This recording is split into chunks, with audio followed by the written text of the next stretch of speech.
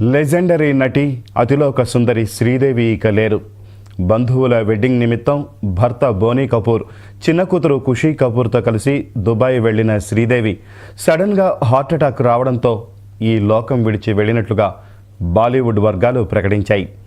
దడక్ చిత్ర shooting కారణంగా జాహ్నవి కపూర్ వెడ్డింగ్కి వెళ్లలేదని సమాచారం. ఇప్పటికే శ్రీదేవి ఇంటికి వారి ఫ్యామిలీ సన్నిహితులు చేరుకున్నారని తెలుస్తోంది. విషయం తెలియగానే జాహ్నవి కూడా షూటింగ్ నుండి వెళ్లిపోయినట్లుగా సమాచారం.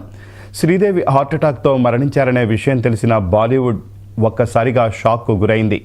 సోషల్ మీడియా అంతా ఈ వార్త స్ప్రెడ్ అయింది. శ్రీదేవి మరణించారనే వార్తని నెటిజన్స్ నమ్మలేకపోతున్నారు. శ్రీదేవి ఆగస్టు 13, 1963లో జన్మించారు. బాలనటిగా 1967లో సినిమాల్లోకి అరంగేట్రం చేసిన శ్రీదేవి తెలుగు, తమిళ, కన్నడ, హిందీ సినిమాల్లో నటించారు. 1996లో బాలీవుడ్ నిర్మాత బోనీ కపూర్తో శ్రీదేవి వివాహం జరిగింది.